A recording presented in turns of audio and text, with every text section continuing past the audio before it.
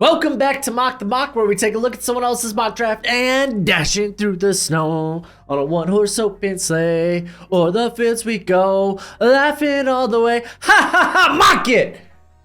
Giving you my views, thoughts, and opinions. Tis the season, guys. Tis the season, and we got our good friend from ESPN, Matt Miller, and his new mock draft. Haven't looked at it yet, so here is my first reaction.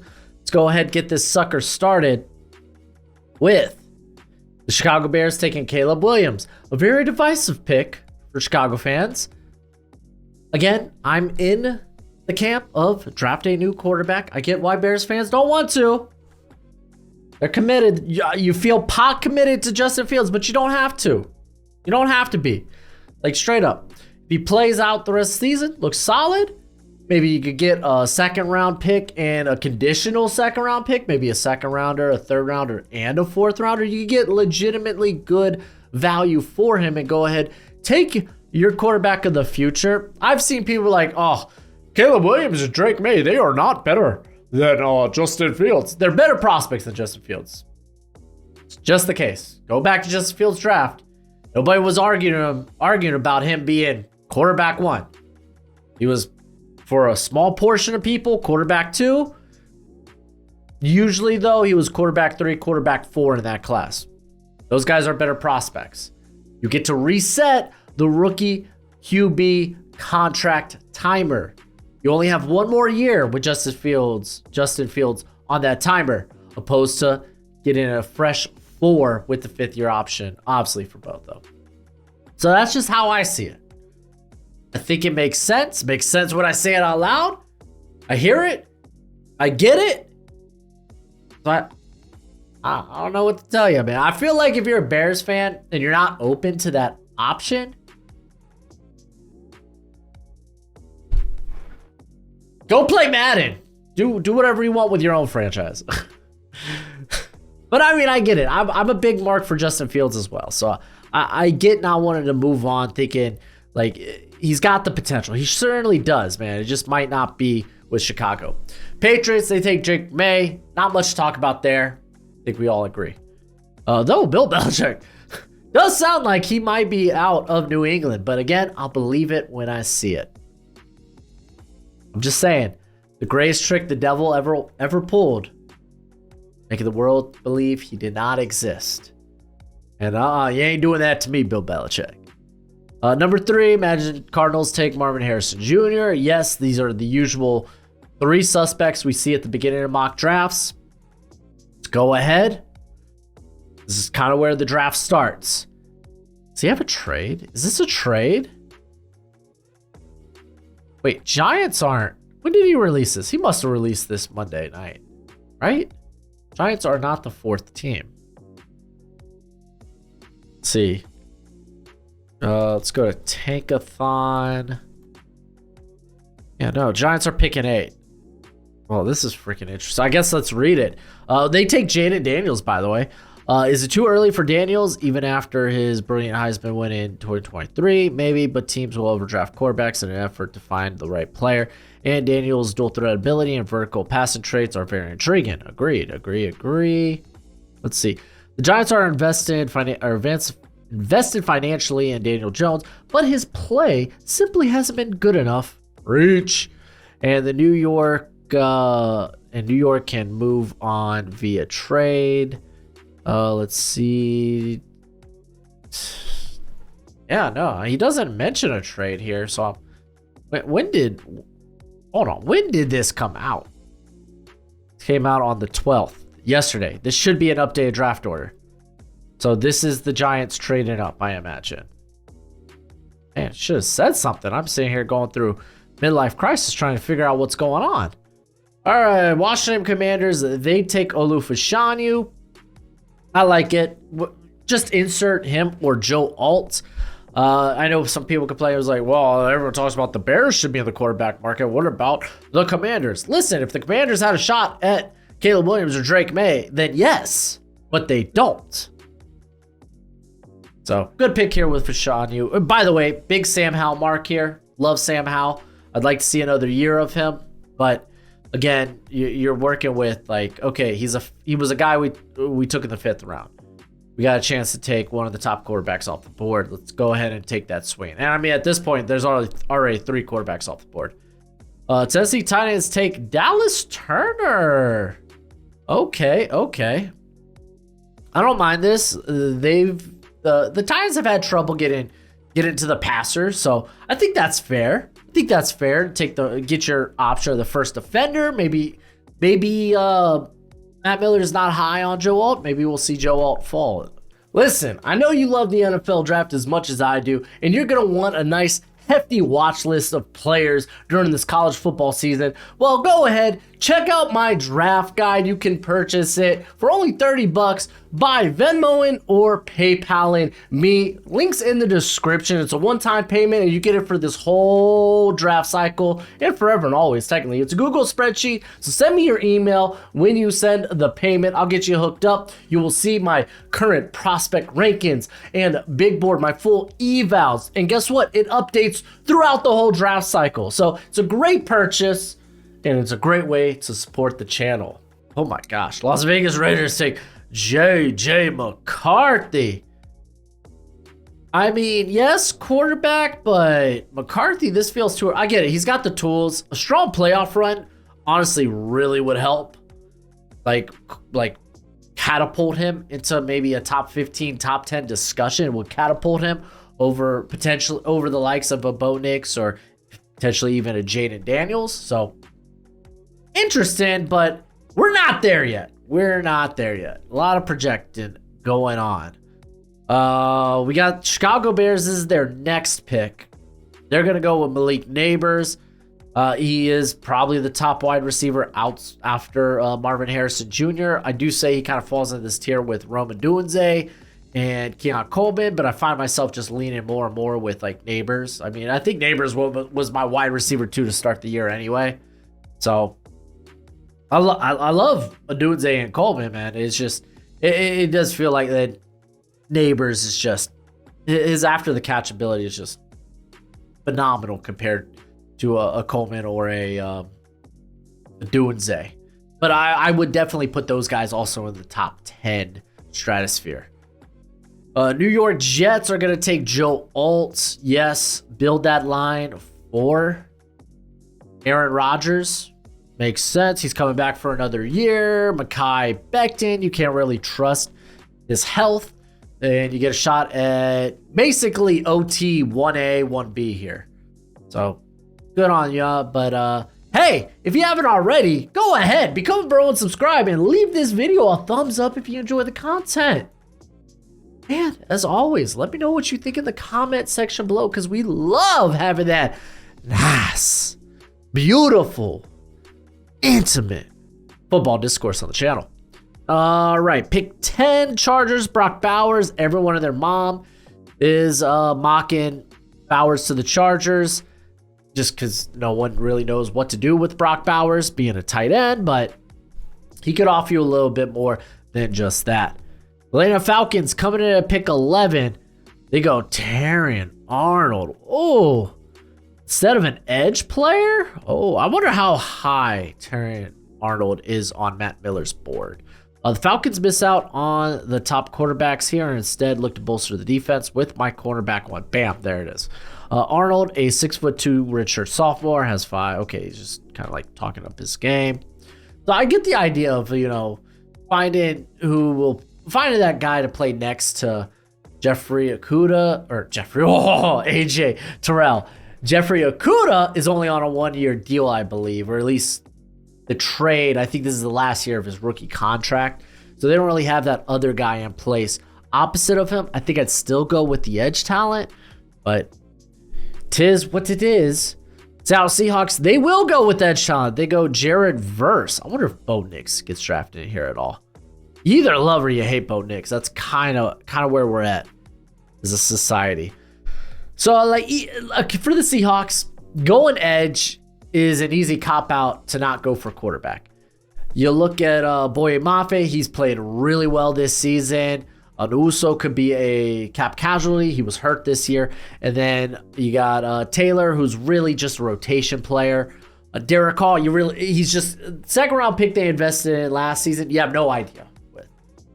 So you got a shot to take one of the top edge talents. I don't think it's a bad thing to do.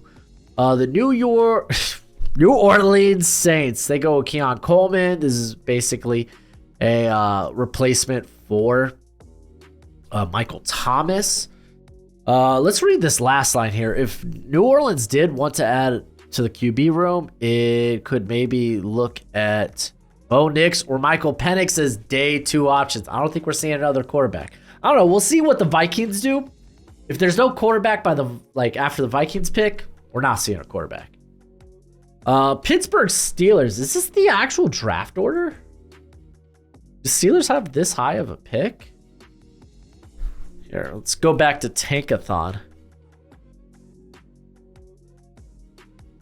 Okay, he must have got this draft order based on ESPN's power index or whatever. So wonky draft order, but again, it's not like we're working with the final draft order anyway. But they go Rome and Dunze for one. Steelers they never draft a receiver in the first round.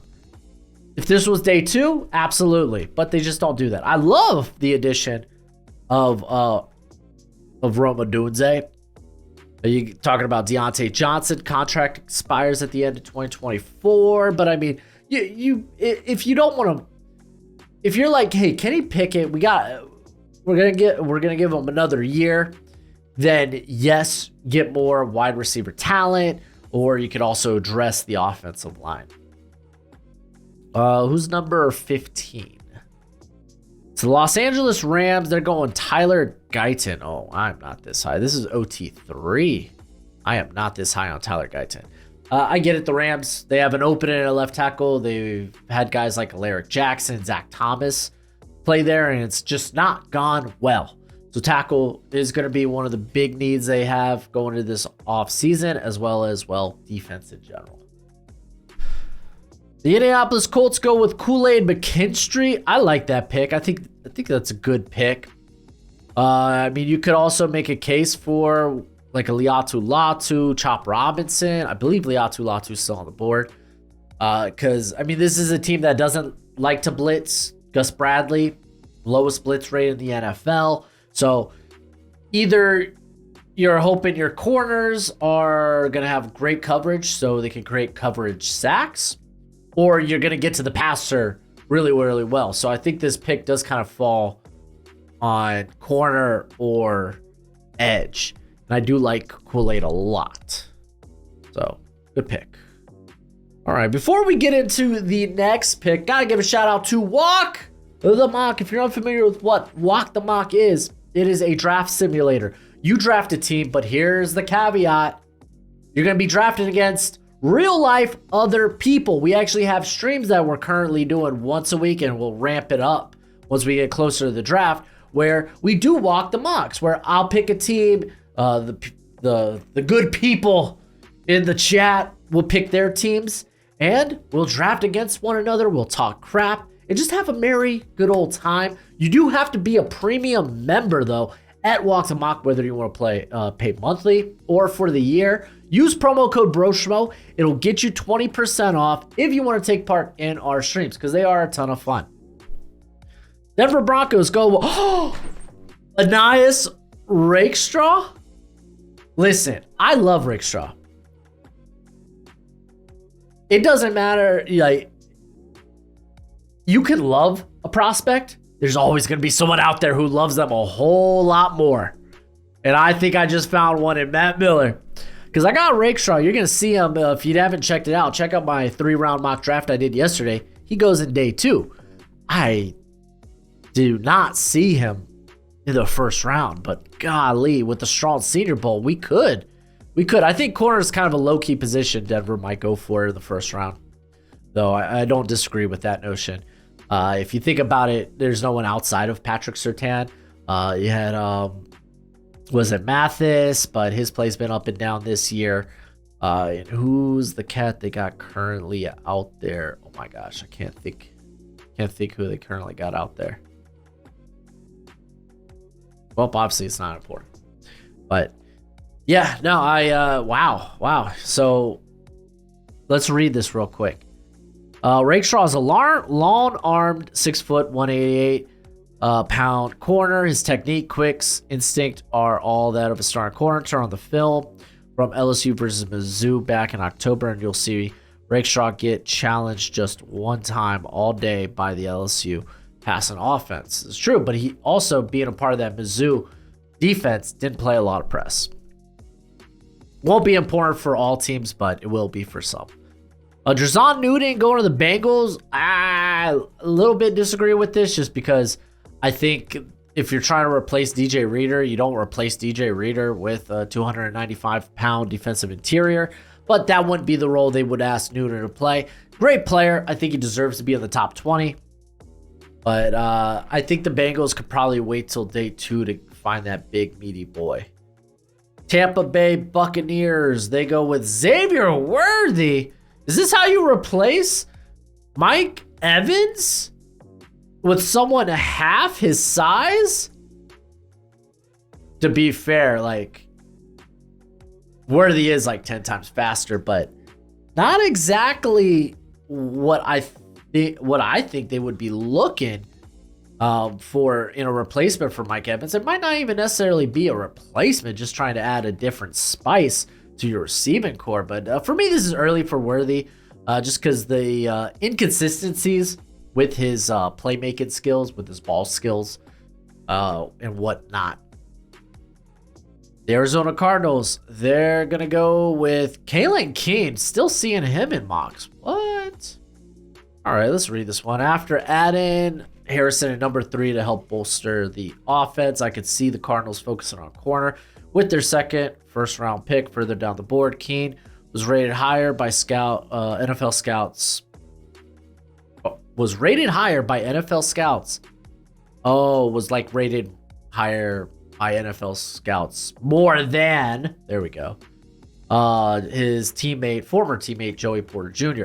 While he isn't as physical as Porter, he has better timing and ball skills. The Cardinals pass. Okay, now he just kind of goes into Cardinals crap passing game, or pass coverage, I should say. Listen, Kalen Keene has not had an ideal year. I think there's a chance he comes back, but I don't see him being a first round player.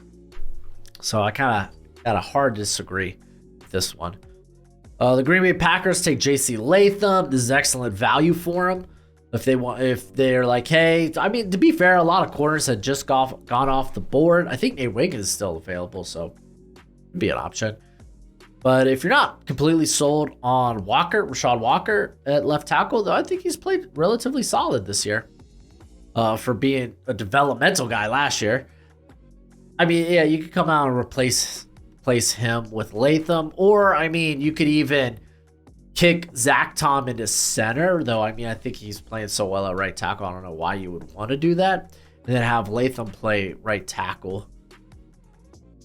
Minnesota Vikings. Okay, so we're not going to see another quarterback in this draft.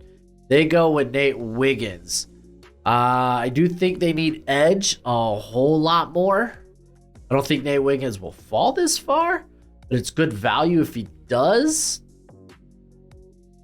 It's definitely interesting to see him fall this far. I mean, the value's there, you take him, but I mean, especially if you're not taking a quarterback. So, I don't know. Very interesting. We got Buffalo Bills. There's Liatu Latu finally. So I imagine he falls because of the injury history. And it's funny that he actually compares him to Jalen Phillips here.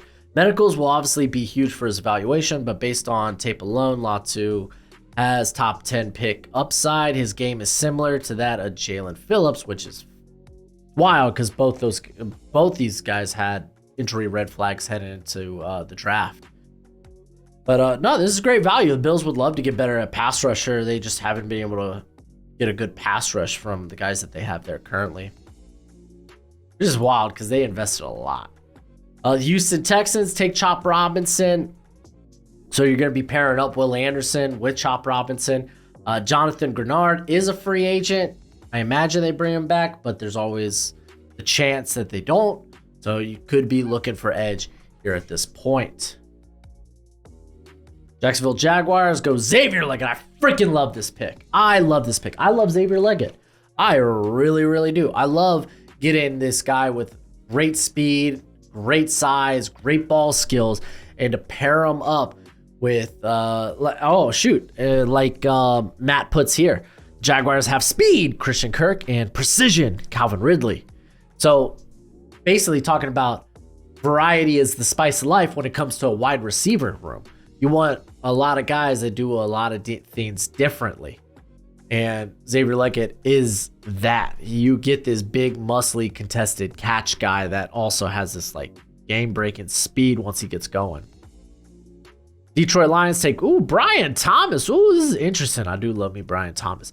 Lions drafted a running back, Jahmyr Gibbs, and a linebacker in Jack Campbell in the first round back in April, but let's get them back to add in premium positions with early picks with talented wide receiver. Thomas can play opposite of Amon-Ra St. Brown as a 6'4 red zone target. That's true. Man can't get up. I guess we're just saying, well, Jameson Williams, to hell with you. But I mean, to be fair, Brian Thomas, very much a different type of receiver than a Jameson Williams, but very interesting. I typically see, edge or corner, defense in some manner. You could make an argument too for guard. Kansas City Chiefs, they too go with the wide receiver. Wide receivers flying off the board. They go A.D. Mitchell. I really like this fit for the Chiefs. This just feel like they get someone who's got good speed, especially long speed, but he's also a very nifty, very shifty route runner. I think it's a very good pick for the Kansas City Chiefs. Dallas Cowboys go with JT Tuimoloau. Okay, don't love this one, but kind of is what it is. There isn't a clear-cut need in Dallas right now, which is fair. Maybe a wide receiver 2 makes sense, or maybe some more depth at corner, though this team looks pretty complete at the moment, but the potential to add another pass rusher fits with how the Cowboys like to build their roster. Tuimoloau wasn't overly productive at Ohio State, 10 sacks over 3 years, but he plays his best in big games, including, we're talking about that. We're talking about the Penn State game last season. That was a monster game. But I don't know. I feel like this is probably somewhere you could go maybe if you want early day 2. Like edge, because I think Armstrong is a free agent. Fowler is a free agent. Marcus Lawrence is expensive, but I mean, they've already restructured his contract a couple of times. I'm sure he'd be open to it. They still have Sam Williams there, so I don't know. It's kind of weird. The Philadelphia Eagles take Kamari Lassiter. Listen, Eagles fans, your secondary sucks right now. It's like second or third worst in the NFL at giving up yards. Darius Slay feels like his best days might be behind him, which, I mean, he's older anyway. James Bradbury has been particularly great. He's been fine this year, but you could always add more talent. You don't know if Eli Ricks or Keely Ringo are those guys. They have definitely taken their rookie lumps and bumps this season. So add more talent and competition to the most volatile position in the NFL, being corner. So I like that pick. We got at pick 30. Fins up my Miami Dolphins. Kingsley Suamataio. Oh, fins up. I'm so happy that Kingsley's getting some love. Because you don't normally see, you never see him first round in mocks. He's typically like an early day 2, early second round player. But wow, man, I love that he's getting some love in this draft, in this mock. Armarius Mims, Helenisa Fuaga, 2 guys that have yet to go, by the way. But I get it, man. This is your heir apparent for Terran Armstead, and I like it. He could, and honestly, Suamataia can play left guard while waiting for the Dolphins to move on from Armstead if they don't do it immediately. So not half bad. Baltimore Ravens go with Chris Braswell. Wow. I mean, to be fair, I got Braswell top 40. We're in that vicinity. But grabbing more edge, I mean, yeah, it's Clowney, so maybe getting someone opposite. You had David Ojabo go down to another season-ending injury. So you're probably like what Titus Bowser was been like just banged up this year. I think he started the year with an injury and just haven't seen much of him. So maybe if you're looking for that guy next to Odafe Owe, that's probably not a bad option. Ravens do like Alabama players, like they really do. So interesting. I don't mind it. And then with the final pick, the San Francisco 49ers take Telenisa Fuaga. Okay, no Amarius Mims. But Fuaga can immediately be plug and play right tackle. If these all go well there, you kick him into guard. They okay. I think it will. Fuaga is, I think, a perfect fit for that Kyle Shanahan wide zone blocking scheme that likes to incorporate a lot of power concepts. That's right up Fuaga's alley. But I think that's it for the mock. Yes, that's it for the mock. Let me know what you think in the comment section below. That's it for the video. Go ahead, do that YouTube thing. But as always, until next time, you be easy, my friends. Later.